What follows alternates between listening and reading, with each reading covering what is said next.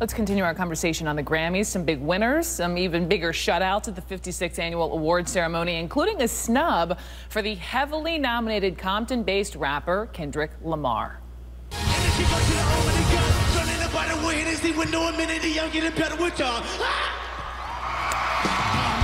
His highly acclaimed debut album was expected to dominate the rap categories, but he didn't win one single trophy. Instead, the top honors went to the Seattle-based rap duo we were just talking about, Macklemore and Ryan Lewis. The snub has the hip-hop world spinning. Even Macklemore tweeted about this. This is what he said on Twitter shortly after his win, quoting him, "He deserved, being Kendrick Lamar, he deserved Best Rap Album. I'm honored and completely blown."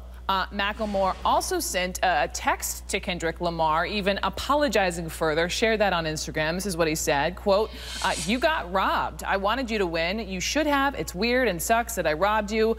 I was going to say that during the speech. Then the music started playing during my speech and I froze. Anyway, you know what it is." And then that really is the question in the hours following. What is it that has the rap community in a firestorm about Macklemore's win today? Joining me now, CNN political commentator Marc Lamont Hill. We're talking to you because you also wrote a book called Beats, Rhymes, and Classroom Life, Hip-Hop Pedagogy and the Politics of Identity. So, Marc Lamont Hill, I know you've been all at Twitter on this one. Why do you think, when you read this back and forth with Macklemore and Kendrick Lamar, why do you think he felt guilty that he won? Well, because first of all, he knew he didn't have the best rap album of the year.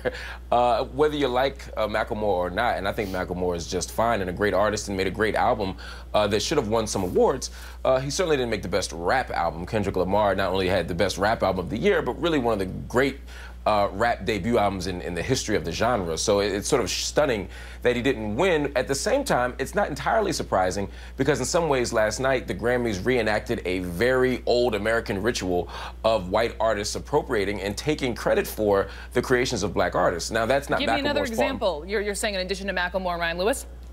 Well, let's look at who's won the award in the last 15 years. I think Eminem's won it either 3 or 4 times. Drake won it last year.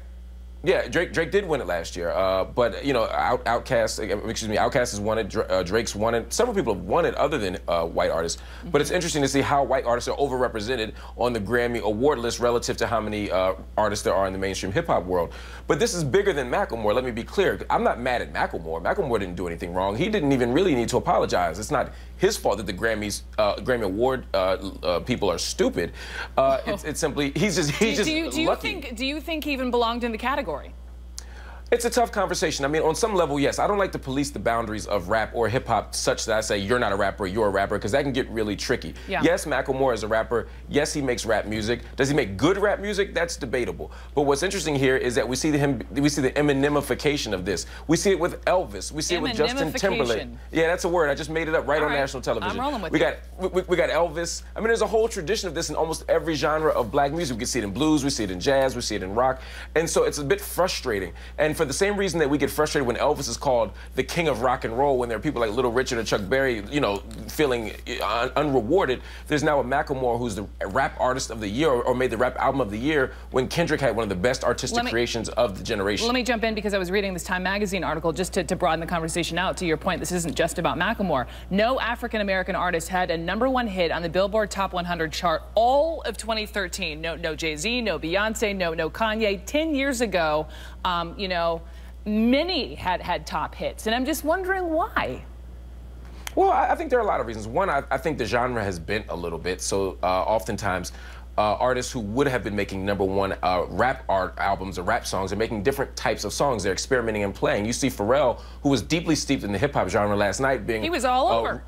Right, and for stuff with Daft Punk and other artists who aren't traditional hip-hop artists. You saw Timbaland, who back in the day was making primarily hip-hop stuff. He also embraced Justin Timberlake and Jay-Z in a different kind of way. Exactly. So I think part of it is the genre's bending. I mean, and I think that's cool, and I think it ebbs and flows. I wouldn't be surprised if in the next 2 years you see Lil Wayne come back with a #1 album and a #1 song. I wouldn't be surprised if you see Drake come with a #1 song. I wouldn't be surprised if you saw Eminem on his next album come with a #1 song. That's all entirely possible. I'm cool with that. What I'm not cool with is when people take over a genre, liquidate all of its resources and assets, get all the credit, and then we end up having a reductive conversation about Macklemore, whether he should feel guilty or whether he's good or bad.